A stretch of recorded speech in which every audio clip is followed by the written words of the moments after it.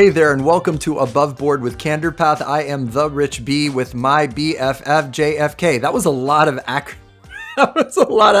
was acronym heavy. Oh I no, I'm like into that. that. BFF JFK. That's kind of fun. That was really fun. Wait, I want to say that again. I am the Rich B with my BFF JFK. Whoa, that's cool. Makes me feel special. LOL. How are you doing, John? I'm good, buddy. I'm good. You know, we had a good holiday weekend here these last couple weeks, and we obviously took a little bit of time off on the podcast. So we're coming back rejuvenated and ready to rock and roll, right? We are tan, rested, and ready to make a difference on a podcast. So Are today you we're going tan? to I am Do you not. feel like I don't know. Well, we've both had skin cancer, so we both stay out of the Yeah, sun. I know. It's Yeah, terrible. John and I live in Florida. He's 20 years younger than me. He's had like skin cancer surgery. I've had skin cancer surgery and facial reconstruction, and I still look like this. Like, do you think they could have maybe like looked like George Clooney or Brad Pitt or something? But no, I just have Those are the LA surgeons. We got the Florida surgeons. We got the East Coast surgeons. East Coast.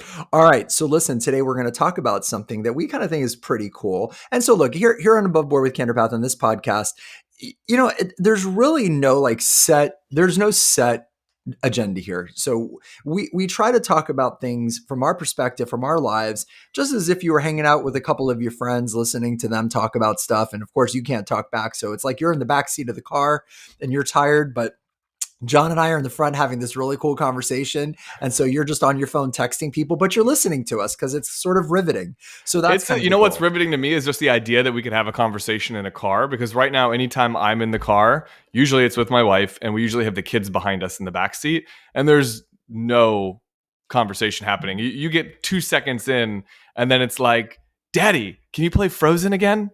I mean, it's just...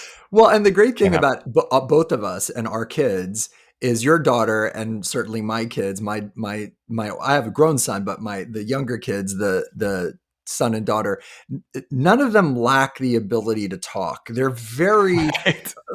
We just picked your daughter and my daughter, who love each other. They're like sisters. I don't think, like, when Ella comes over to play, and I'm sure when Ava comes over to your house to play, there's never a time where I go, wow, the kids are really quiet. I wonder what's going on in there. Right. So, that's a good thing, though. That's a good thing. That's what we want. It is. We're never worried about them being quiet at all. So it's maybe someday they're going to have their own podcast where they do this type of thing. That'd be pretty amazing. If they did a podcast, that would be kind of fun. We should have them on a podcast. Speaking of podcasts, let's do one right now. I'm in. Do it. So, John, you're the financial guru. What's day trading?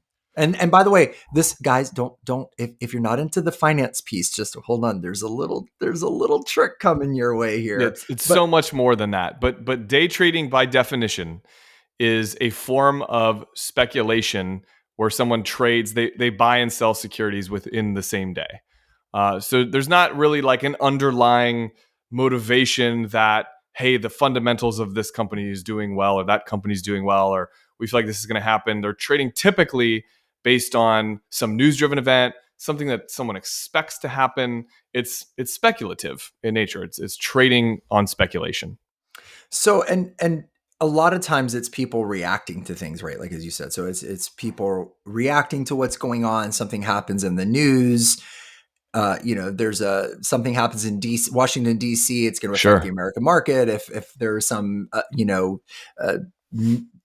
major event in Europe, like we're seeing right now with this horrible war in Ukraine, it's going to affect, different things. So the interesting thing is that it's sort of somewhat of an analogy or something for life, because in life, we think emotionally, we react to things that just sort of happen. And sometimes it does feel like, I don't know what the word is here. I don't know if it's like we're out of control, or that we're just allowing things to kind of happen to us. It's kind of like when you're in the ocean, and you're just chilling at the beach and the waves are coming in, and this wave comes in, you're like, oh, it's a big wave. And you kind of jump, and the next wave kind of smacks you in the face. And the next wave kind of knocks you down. The next wave's little, and you just react as the waves come. Certainly when you're in the ocean, unless you're Aquaman, you don't put your hand out and stop the waves. Yeah. But I wonder if sometimes in life we flow like that, where we just feel like we're sitting in the ocean and whatever's coming at us, we're going to react to, just like some people do financially in the markets and Well, stuff. I think the concept of day trading as it relates to the markets is sometimes an enticing idea for people, especially younger folks who are learning about the stock market and how things move and ebb and flow. Because this idea that I could sit behind a desk all day and trade securities and create a living around that, like that's definitely not impossible. People do that, but it's an incredibly difficult craft. That is a difficult thing to do, and a lot of times there's been a lot of studies that suggest that doing all of that extra activity and spinning your wheels and constantly trying to day trade doesn't typically, for the average person anyway, does not result in greater than what it would have been had you not done that, had you just stayed long term and stayed steady and focused. How I've always understood day trading or looked at it from a layperson's terms, and for our listeners, we're going to make this more than about day trading or actual. This is more of an analogy or a parable way of looking at day trading. I've always understood it, John, almost as sort of gambling.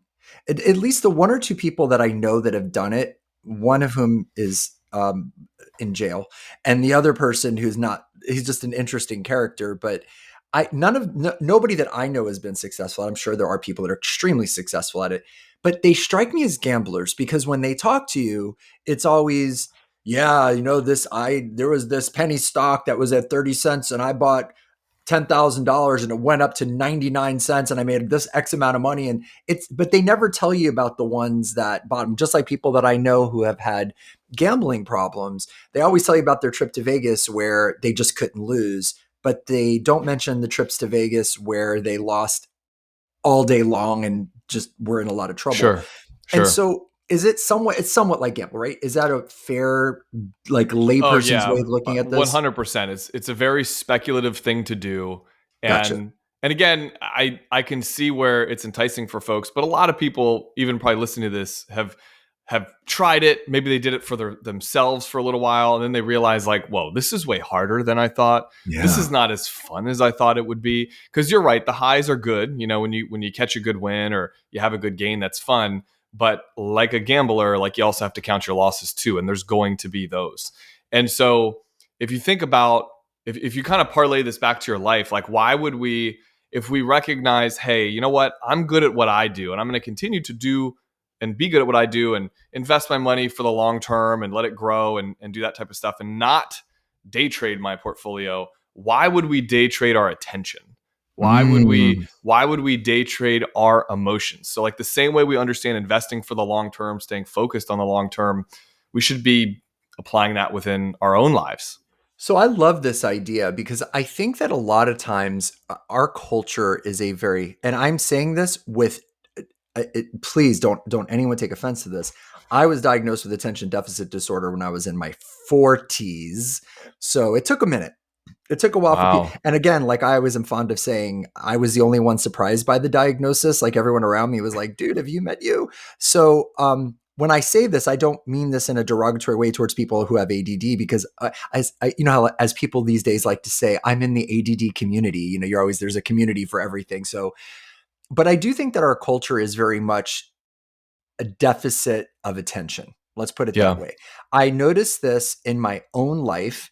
I noticed this with these things. I'm holding up a phone for people that aren't looking. And I've been listening to so many podcasts, and I think it was, man, I do so bad with names. It'll come to me in a second. But I was listening to this one podcast. Oh, Simon Sinek, and he was talking about going out and people putting their phone on the table. And I even think about when the four of us, your wife and my wife and I, when we all four went out, I don't think we were all pretty engaged with each other, but there were moments like if they went up to go to the bathroom or if, you and I, we might've picked up our phone or I might've shown something, but we were pretty engaged with each other, I think for the most part. But I do remember looking around and seeing a lot of people were always kind of somewhere else. And Simon Sinek was Yeah. saying, if you have to pick up your phone and talk to someone else, then that's not only disrespectful to the people you're with, really, when you think about it, but what are you communicating? Are you communicating? Well, it's almost like everyone has FOMO. Like, well, I'm with John, but maybe it's more fun over there. So I should text with them. And I wonder if like making that as a broader perspective, if that's exactly to what you said, how we are with life.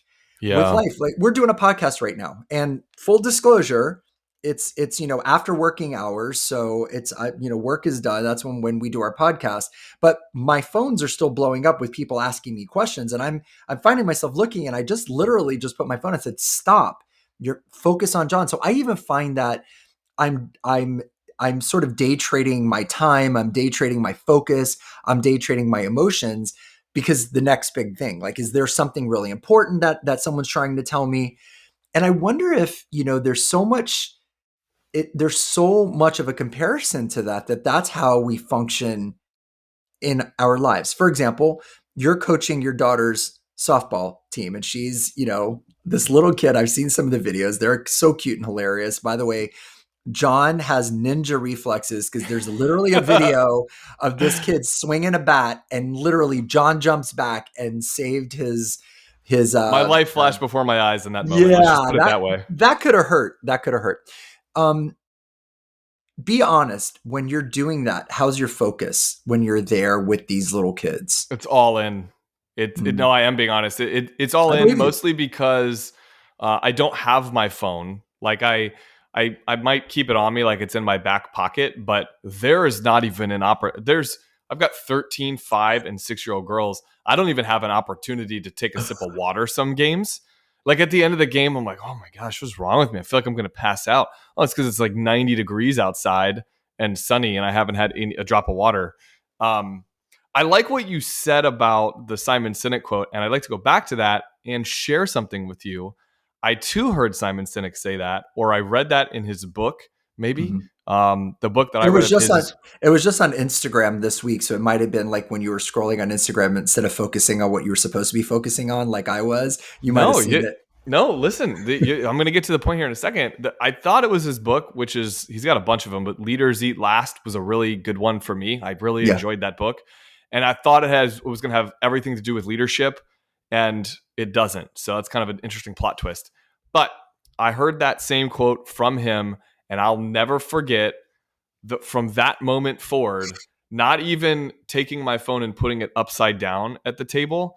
I really try to take it and put it in my back pocket. Obviously, like if something happens with our kids, babysitter Right. calls, like we need to be available. But I never felt it that way until I heard someone else say it, which was him saying it's like the ultimate sign of disrespect to the person that you're with, that their time is not more important or equally as important as whatever you have going on your phone.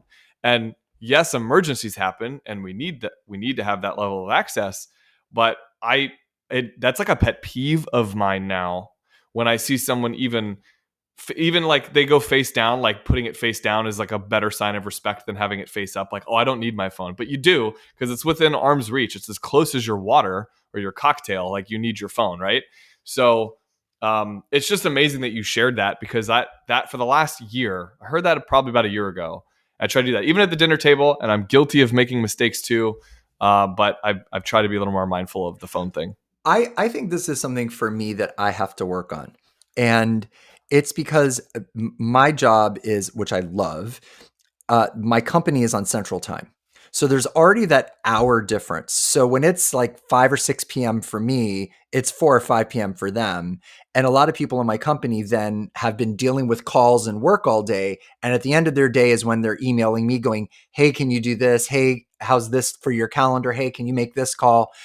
And I love what I do, and I am a servant leader, and I am loyal to my company, so I do that stuff. But then also being on social media and being on TikTok, and I don't really Instagram. I'm shrinking. Instagram's not going. I'm not clicking on Instagram very well for some reason. But even on TikTok, and I'm not really there either. But I find myself looking, and it's almost too much. And I've gone less because I put screen share or whatever is screen time on my thing. So I've made sure that I've cut down, but I kind of feel like I'm guilty of that. So we do have a rule at my house that at dinner, there's no phones on the table. Yeah. When Dawn and I go out on date night, we put her phone on the table because her phone is pretty much only going to ring or buzz if it's the, like you said, the babysitter, whereas mine will be all the social media stuff and all that kind of thing.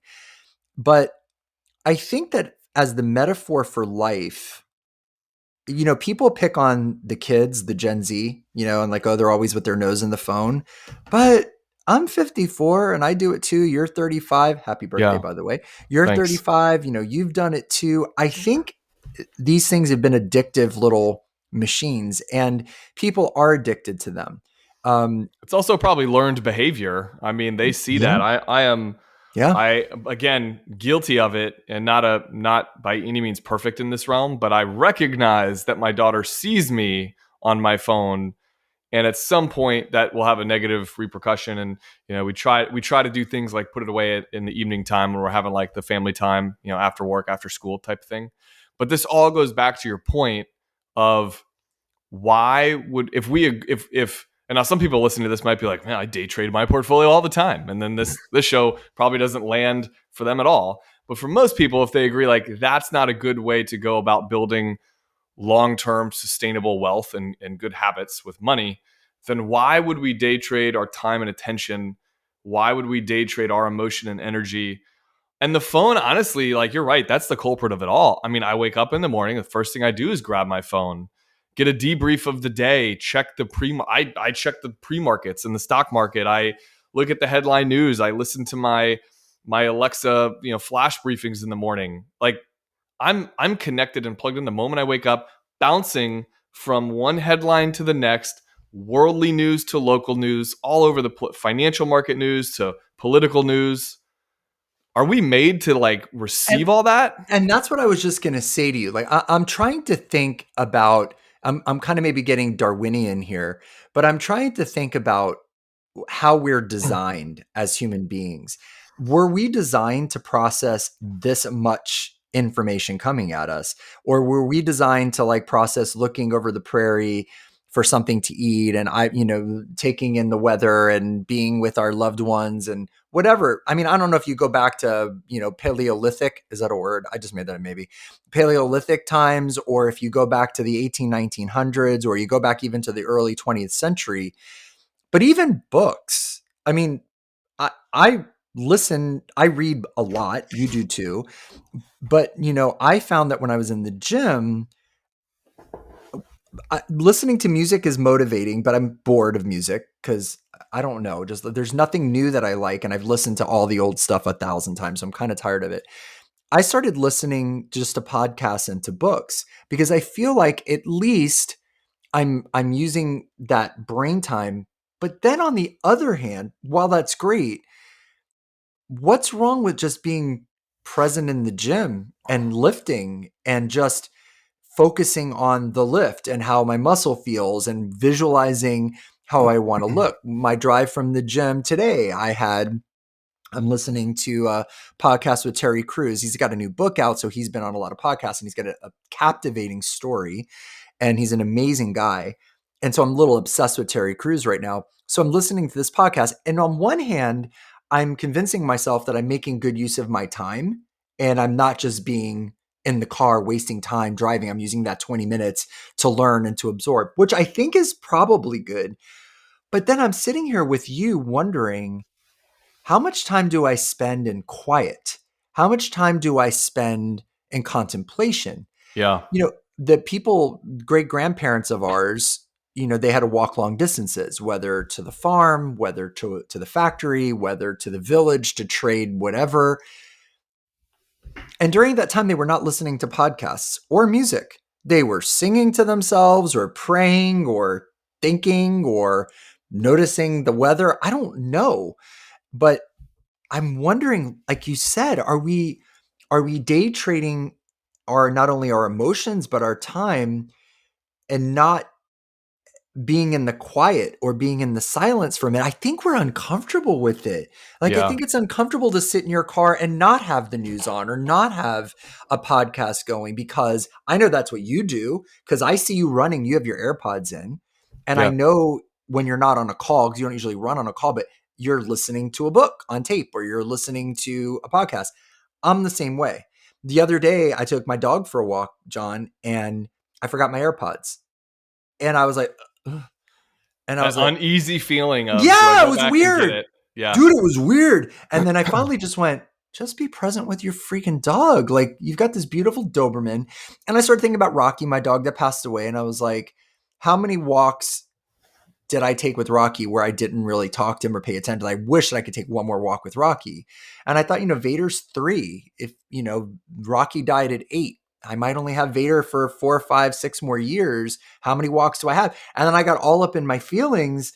And then I realized on my next few walks with Vader, I'm just going to walk my dog. Yeah. Yeah. I think that's awesome that you shared that, and it made me think of something. I was joking with Jackie a few weeks ago, and I went for a run. I had my AirPods in, but I didn't listen to anything. And I usually listen to a podcast. Sometimes, if I really need that added fuel, I listen to music. But I had nothing going. I had nothing playing, and I told her that just we were talking about stuff, and she's like, "Man, that's when you know like you're a real athlete, when you can work out and listen to nothing." And I'm like, "No, I don't think that that's true, because I'm a work in progress, but Yeah. for me, the way that when we started talking about it, I was like, no, I feel like that's when you can maybe finally you find these moments to take control back of your time. And because I'm with you, like I'm obsessive about efficiency, optimization. If I'm in the car for this stretch of time, I need to listen to a podcast. I need to make a work call. I need to be productive, but to some degree, and I think everyone has their own varying like level of when they hit this threshold, they can't really go past it. It's diminishing returns. To some degree, there's a point of diminishing returns being productive. You burn out, you get exhausted, you're on information overload. You can't make good decisions because you're getting so much information is infiltrating your mind. Again, like I wake up in the morning, I check the pre-markets, I go on Twitter, I see the headlines of the day, I listen to my Alexa skill, I listen to a podcast on the way to work. My whole morning has been spent absorbing information, and now how am I even supposed to make a decision with it? I have so much information. I'm Well, an information overload. you've read the book, Tim Ferriss's book, Tools for Titans, right? Yeah. Do you remember, and I'm not trying to put you on the spot, do you remember him saying there was one thing, just one, that all of them did? Or if not all, the tremendous majority. There was one habit, skill, activity, whatever you want to call it, that all of them shared in common. Do you remember? I think I do. I'm gonna guess as if I'm the person in the backseat listening to this podcast. I'm gonna trying to represent anybody listening what that guess would be. I'm gonna guess meditation. I Yes. got it. Oh man, on Yes. the first one, I should have gone with He other ones. said, and I remember thinking, like, that is such an overlooked point of this book, that every single person in this book, and these, if y'all not ever seen this book or heard of it, it's ginormous. I think I have it on my bookshelf. I think I actually bought the physical book of it, not just the Kindle book. But these people, and I don't know, John, if you remember any of the people that are in there, but it's giants. It's amazing men and women who have done and achieved phenomenal things, opened businesses and started tech companies and created, got Nobel Peace. Oh, my bicep, look at that. And I wasn't even trying to flex, bro. So I'm That's sorry. gonna be the cover of this podcast. Just you and me going like this. Yeah, yeah, me, the 54-year-old thirst trap. But that, it's What? phenomenal. Wait, what's a thirst trap? I just used a modern expression that my friend 20 years younger than me, a thirst trap. A thirst trap is somebody that's like a hottie that is like on social media or is attracting thirsty people that like you would be a thirst trap if you went on Instagram and posted a picture of yourself without your shirt on and put Well, like, thank you. That makes me feel good, but I you don't think would. so. No, But you look okay, good. I I've seen learned you with your something new shirt on. today. Thirst Look, trap. look. Yeah. The Good. the You the can look it up. gen the whatever generation you Gen are taught the Z. Gen Z taught the millennial something Yeah. about Gen X, right? From Gen From X, Gen Z. Gen X taught a millennial a Gen Z fact. Bam. So anyway, wow. Like we're really focused right now, aren't we? Sorry guys. I get distracted myself by putting my arm up and flexing my bicep, which is just so stupid and shallow and embarrassing. But hey, what can We're I tell day you? trading our emotions. We're day trading our emotions. But what was I even saying? Hopefully you were listening to I me. don't remember. Man, That sucks. No, I was making a valid point and it was good. Um, I got excited about your bicep, and then we trailed off. this is oh my God. And the bad thing is when people listen to this podcast, they just have to go back 10 seconds. They'll be like, Rich, you were talking about this. I'm so sorry. But I think I was trying to make the point about the fact that we are so focused on these like external things with the running and all this stuff filling our time. But this one, oh, Meditation. Tools of Titans. Yeah. That this is the one thing that all these super high performing people have in common, and it's probably the thing that I do the most inconsistently. I do it pretty inconsistently. Yeah. Why is it so important? Because if you don't rest, if you just work, okay, perfect. Oh my God, perfect. I have the perfect analogy, literally. If all you did was go to the gym and work out the same muscle 2 hours a day, 7 days a week, that muscle would not maximize. It would not grow. You would get Yeah. some hypertrophy, but not a lot. What Your muscle muscle, would you pick if you had to do that? I would probably pick chest. Yeah, same. I would. That muscle would not, because your muscles actually grow when you're resting.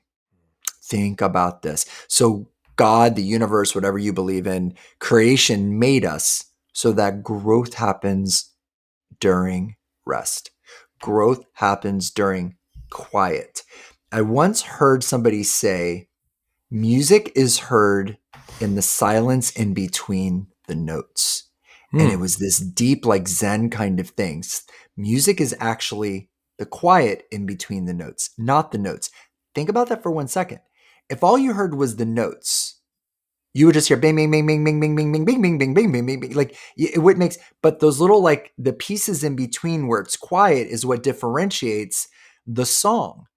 So if you're saying somewhere, it's the transition between some and where that you're hearing the song. And Hmm. it's a complicated thought process, but when you think about it, it's not.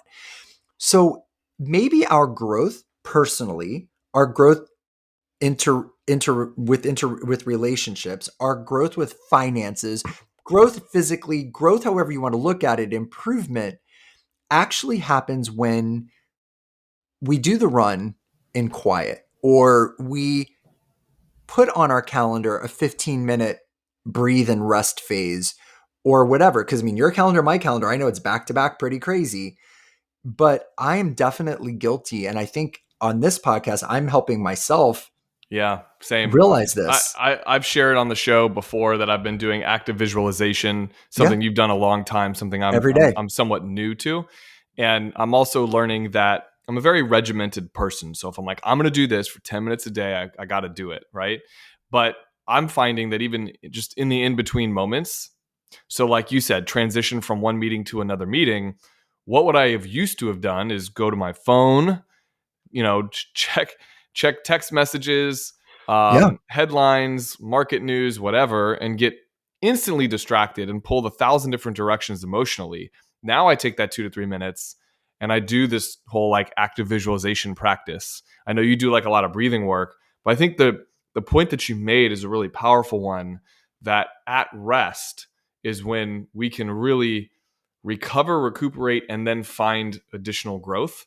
And Yes. we're convinced, or not convinced, this is what we're talking through right now, but we kind of have it in our minds like, got to be productive, got to listen to that podcast. As soon as that's over, got to make a phone call.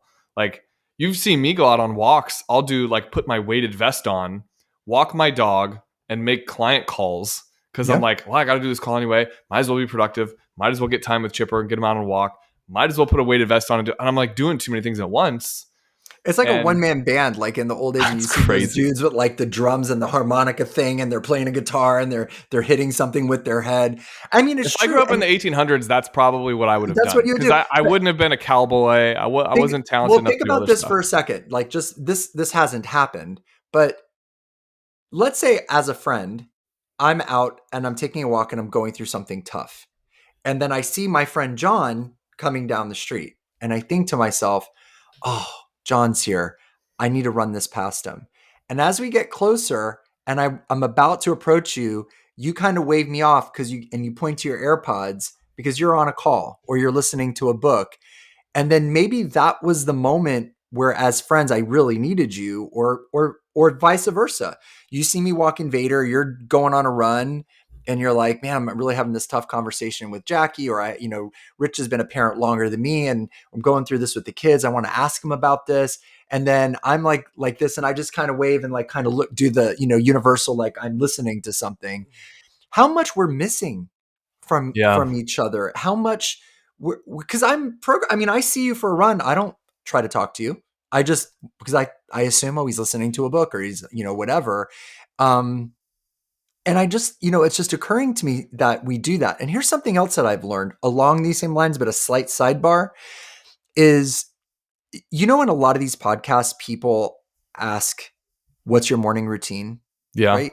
So it's like, I get up at 5:45, I meditate for 15 minutes, I drink 3 glasses of water, I have coffee with butter in it, I then go for a walk, I then write down the things I'm grateful for. I saw somebody, Bro, and I don't, those are the things I try to do. That's what's embarrassing about you but saying wait, that. but It's like, wait, oh no, my no, God. No one wants to here's, hear that. no, but here's the thing that I heard from somebody, and it made me, because I'm like that somewhat too. Somebody said sometimes our morning habits and our regimens become our superstitions. Oh. Like the baseball players, you're a Yeah. big baseball person. They have their little twitchy things. They always got to lick their finger twice or knock on themselves on the head or go do a little dance before they're up to bat. Yes. And you go, why are they doing that? Well, I always do that. That's wearing my lucky underwear, whatever the case may be. But I started thinking about, and they were putting superstitions in quotes, but it's kind of like we do these things. Are we doing them because we're truly getting meaning from them? Or are we doing them because we think we're supposed to do them? And if we don't do them, then we're going to have a bad day. If we don't do them, then we're Yeah. not a high performer. If I can't say to you, well, I went to the gym, I meditated, I did this, I spent 15 minutes of quality time, I wrote 3 thank you notes, I sent a letter to a mentor. I mean, these are all great things to do, but what is the purpose behind them?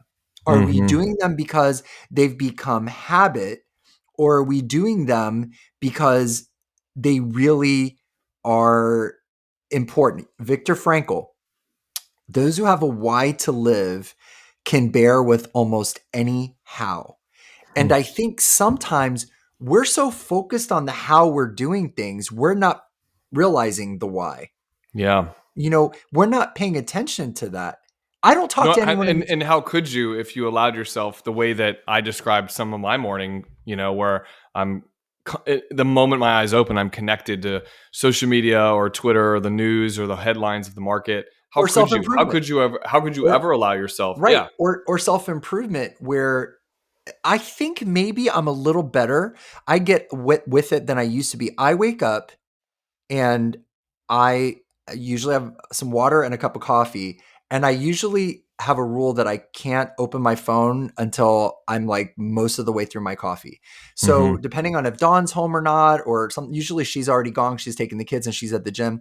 I'll just sit there at the table. I actually stare towards your house. I stare towards the beautiful hedges that I see, and they're beautiful and green. And I look at the butterflies in the butterfly garden, and I just kind of sit and I chill. And it's not really more than maybe 5 or 10 minutes, but I've started doing that when I want to. I mean, I don't make myself do it, I just do it. So I think when we think about day trading emotions, I think what we're doing is we're also talking about day trading time, day trading focus, day trading energy, day trading recovery, and day trading growth. Because I Yeah. think a lot of the times you're a perfect example, as a businessman and as a dad, of someone who is always doing something. Many of the people listening might be single moms, they might be hourly wage workers, they might be nurses. They're busy people. Most people are busy people. There's very few people that are just living off of, like, their inheritance and don't have very much to do, right? But I think that we're losing something by always trying to be, even farmers who are probably the busiest people in the world, because they have to plant, they have to water, they have to fertilize, they have to weed, they have to cut, they have to plow, they have to do all these things.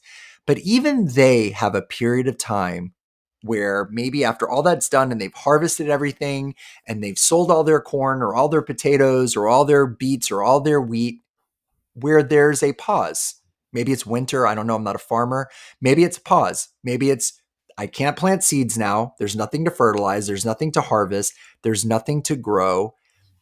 And I think at that time is probably when they think and then they Mm. plan and then they, maybe look at buying new land or whatever. But I think there's maybe an example in life for there's got to be the planting, the harvesting, the watering, but even, what I heard recently, and this is getting on the religious side of things, but there's wisdom here, whether you believe in a faith or not. So, like in the Bible, like, the story is that, God made the world in 6 days and on the seventh day, then he rested. That's what everybody always says. But do you know what's something that people don't pick up on in those verses? With each of those days, at the end of the day, God said, and it was good. So I'm really bad at this, but on the first day, God made whatever, the heavens and whatever, the light or whatever. And then if you look at the verse, it says, and then God said, and it was good. We don't do that. We don't stop. We don't Yeah. stop. And even God, right? God went, it's good. Like, oh, I did this. It's good. No, we just like, I forgot to do this. I didn't call this client back. I forgot to send this email. I didn't do this with my kids. I forgot to, spend time. And I think we're just going, going, going, going, going. And we're so regimented that Yeah. high performers become regimented to the point that it's superstition. We feel like we have to fill every waking minute with productivity. Hmm. And are we truly growing then? Well, the same, a different approach, but it ends up with a similar result. Somebody who you had alluded to earlier is a trust fund baby, inherits a bunch of money, and they may have a harder time discovering their why because life isn't as hard for them now. But that doesn't mean that they're not still dealing with challenges and struggles. No. And most specifically, this whole concept of being inundated with information coming at them at all different angles, like it's still a reality. So I'm curious, as we're coming to a close, what is like one, because I have a couple in my head that I want to share, but like what's one idea for you, Rich, that you apply in your life to create the space to have a little bit more focus and not be inundated with information and news left and right coming at you? I force myself, maybe that's not the best word. I try to discipline myself, or I try to make myself available when I'm driving Luke to my son to karate back and forth. It's an 18-minute drive each way. Mhm. Um, we don't have any phones, and I just ask him about his life, his day, and I have these conversations where I feel very connected to him. I'm trying to do that with my conversations now. So if I don't know if this is a good answer to your question, if I'm Yeah. hitting No, but there's not a wrong even answer. I was on the road all weekend this weekend. I left Saturday. I didn't come back till Sunday. And when I got back Sunday, Dawn and I sat at dinner, and I made a point of looking in her eyes when we were talking. Normally, like, I listen, I nod my head, I look up, and I'm pretty good conversationalist, I think. But I made a point of when I was eating, like literally looking in her eyes and really listening to what she had to say. And I found myself more involved. And I thought to myself, I need to do that more often. Hmm. And when I was on the road this weekend and I was, in a speaking engagement, I met several people. I looked them in the eyes when I was talking to them and really just was like, you're the most important person in the world. I ordered some coffee, and the woman that was making me my coffee, I looked and I said, how's your day been so far?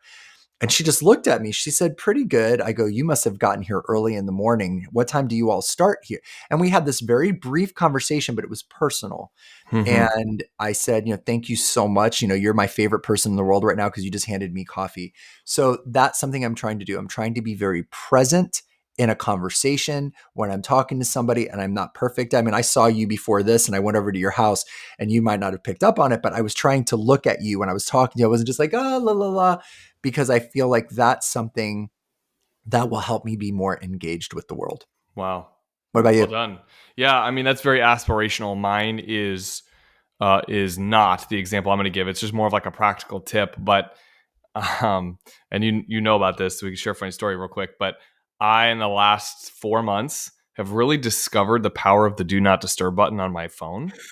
And so there's a couple different modes that I really like to use during my work day. There's actually a mode called work on the iPhone. So it's kind of like the work. It's like that's the focus that I choose. So when I select work, I created some rules around what work means. So my wife can call me. My business partner Matt can reach me. Employees can reach me. My mother can reach me. Like there's like this group of people that it's either work related or very close family related that can reach me. Outside of that, I Rich. don't get the notifications of the text. So Rich goes to send me a text, and a lot of people have experienced this. I think this is like just a new feature on the phone. But no, Rich, yours specifically was the sleep mode because it was like 9 o'clock at night, and I go to bed so early now. So I have it on sleep mode, which is nobody can Yeah. get me. Um, and you know how you send a message to somebody and then it says this Notif- person's phone is on silent. Send it through anyway. yeah. Rich likes to send it through anyway, but he I does it for did. me. Let's He say doesn't for me. past tense. I stopped doing it because Liked I just thought to. it was an act. And my joke was, I just feel like you just would be so deprived of what I had to tell you. It's not fair to you to not send it. But I didn't really realize what it was. I was like, what does this mean? Notify anyway. And then it was like, not like midnight or anything. But then after we had that conversation, I have not done that since. Not even But one have you time. noticed other people's phone do that? Like I know a Yes. lot of people that are practicing that now, and maybe Yes. they did it before. It's a new idea for me, and I Yeah. love it because Love it. it's not that I'm trying to ignore people's messages. It's just that I can't go from like being actively engaged in a meeting, trying to really listen to a client talk about what they have going on, and then get 16 text messages No, you can't. from my Because friend group or you're whatever, gonna and I'm miss. distracted. When I was an ICU nurse, I was never on my phone Yeah, because somebody could die. right. I could make a med error. I could miss something. I could not hear an alarm go off. I was focused on what I had to do. And anybody in my life knew if it was an emergency, here's the number to the hospital, here's the extension to the pediatric ICU. If it's that bad, I call love the it. unit and say, Yeah, hey, so and so got into an accident or the house is on fire. But other than that, from 7A to 7P, I'm very, very focused. yeah. Listen, I think at the end of the day, don't beat yourself up listening to this if you're like, oh my God, I do that. Because I think Matt and I are both at the moment beating ourselves up a little bit right now. And I'm big on giving Did you yourself. just call me Matt? I'm sorry, John. John. Wow. Maybe I miss Matt a little bit because Yeah, we love you, Matt. love you, Matt. I I did was call gonna you let it Matt. go, and then I'm like, no, I'm I not going did to. call you Matt. I'm sorry. I miss We Matt. get that all the time because we look and sound alike, but I didn't think I'd get that from you. So just know that. I don't think you look or sound alike Hmm. at all. Not even a little bit. It's so weird. Have you ever seen the movie Twins? Anyway, it's just a joke. That's Matt's joke. I took Matt's joke. Anyway, I think John and I are both probably a little bit beating ourselves up. And that's something, John, please don't do. And I'm not going to do. I'm not going to allow myself to beat myself up because I haven't been present enough or I haven't been. I'm just thinking, wow, I'm having this little awakening moment where I realize that I need to give myself a little grace, a little quiet, a little downtime, factor that into my day, be more present, look people in the eye, and understand that every waking moment doesn't have to be filled with a thing to do. Because if I'm always reading, listening, watching, whatever, and I'm never just taking time to look at the clouds or breathe the air or notice how funny Vader is or whatever, I'm actually missing out. I'm missing out. You're never going to read every book that there is. You're never going to listen to every podcast that you want. It's not humanly possible. But I think what you can do is be present for the moments that you have because those moments are super precious. Maybe there's a reason why the word present and the word present both mean somewhat different things and yet the same. A present is a gift that you get, and the present moment is maybe the gift that we give ourselves. Well said, buddy. Listen, we appreciate you all listening to this podcast. We're very proud of what we've accomplished so far, which is connecting to wonderful and amazing people. If you think this podcast is any good, please share it, like it, do all the things. But most of all, listen to it. And hopefully it'll make a difference for you because ultimately at the end of the day, that's why we're doing this is we're trying to learn as we go. And maybe if we pick up on some little things here and there, they might make a difference for you. So thank you so much on behalf of John and myself for this podcast here at Above Board with Candor Path. We are grateful for you.